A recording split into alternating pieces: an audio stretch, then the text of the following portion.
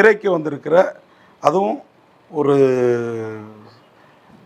வாரிசு இயக்கி கதாநாயகனாக நடித்து உண்மையாக அருமையான ஒரு படம். என்ன படம் அப்படின்னு பார்த்தீங்கன்னா யூத்துன்னு விஜய் நடித்து நமக்கு ஒரு படம் தெரியும். ஆனால் அது தமிழ் யூத்து, இது ஆங்கில எழுத்தில் வந்திருக்கிற யூத்து.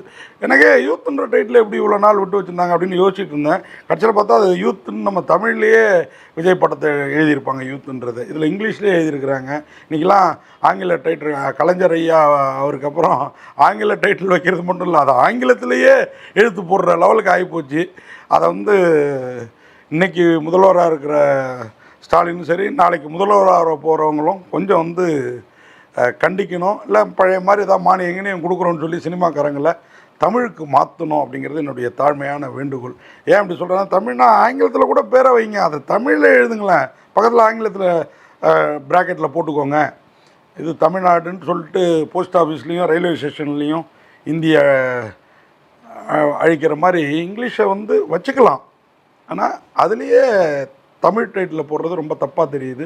நிறையா படங்கள் நான் யூத்துக்கு இப்போ சொல்கிறேன், ஏன்னா இந்த படத்தை அவ்வளோ பாராட்ட போகிறேன். அதனால் இந்த குறையை முன்னாடி சொல்லிவிட்டு இந்த படத்தோட கதைக்குள்ளார வர்றேன். கதை, ஒரு ஸ்கூல் படிக்கிற பையன், படிப்பு ஏரில், அப்பா பேக்கரி வச்சுருக்கிறாரு, அம்மா ஹவுஸ் ஒய்ஃபு. அப்பா இந்த பையன் மேலே நம்பிக்கை இல்லாமல் திட்டிக்கிட்டே இருக்கிறாரு. அம்மா இவன் ஐஏஎஸ் ஆவான் அப்படின்னு கனவு கண்டுக்கிட்டு இருக்காங்க. அப்பா கனவு நிறைவேறிச்சா, அம்மா கனவு நிறைவேறிச்சா? இல்லை, இந்த பையன் கனவு காண்ற பெண்கள்லாம் காதலிச்சு அந்த கனவில் திளைத்து இருந்தானா அப்படிங்கிறதாங்க இந்த படத்தோட கதையும் களமும். இந்த பையனுக்கு ஸ்கூல் படிக்கிறப்போ ஒரு பொண்ணும் திரும்பி பார்க்க மாட்டேங்குது அப்படிங்கிற வருத்தம் கென் கருணாஸுக்கு. ஒரு பொண்ணுக்காக ரூட் விட்டு பார்க்குறாப்புல. அவங்க இவரை லவ் பண்ணுறதா இவரே இமேஜின் பண்ணிவிட்டு நமக்கு சீன் சொல்கிறாரு. ஆனால் ஃப்ரெண்ட்ஸுங்க, ஏங்க இவங்கெல்லாம் இவரை திரும்பி பார்த்தாங்க, எப்படி பார்த்தான்னு பாருங்கள் அப்படின்னு கருணாஸோட ஸ்கூல் ஃப்ரெண்ட்ஸு நமக்கு அந்த சீனை டீட்டெயில் பண்ணுறப்போ தான் அடப்பாவி அப்படின்னு தோணுது. ஆமாம், எல்லோரும் இவரை டேய் உனக்கு வேறு வேலை இல்லையா போடா, உன்னெல்லாம் திரும்பி பார்ப்பாங்களே யாரான்னு திட்டி அனுப்புகிறாங்க. அப்படி வருத்தத்தில் இருக்கிறவருக்கு 10th ரிசல்ட் வருது.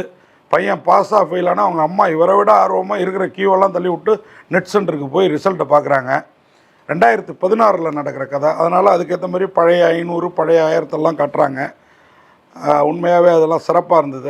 அருமையான ஆர்ட் டைரக்டர், அருமையாக ஒர்க் பண்ணியிருக்காரு. ஆர்ட் டைரக்டர் மட்டும் இல்லை, இந்த படத்தோட ஒளிப்பதிவாளர், இசையமைப்பாளர் ஜிவி பிரகாஷ்குமார் எல்லோருமே இந்த படத்துக்காக கடினமாக உழைச்சிருக்கிறாங்க. கதைக்குள்ளார வரேன். இப்போது 10th பாஸ் ஆகிடுறாப்புல, ஜஸ்ட் பாஸ் 35, 36, 37ன்னு மார்க் எடுத்து 200 மார்க்கை கிட்டத்தட்ட எட்டி பிடிச்சிருக்கிறாரு. என் பையன் ஐஏஎஸ் படிப்பான், ஸ்கூல் சீட்டு வாங்கணுன்னு. முதல்ல உன் பையன் என்ன படிச்சிருக்கான், அந்த ஸ்கூல்லேயே சீட்டு தர மாட்டாங்க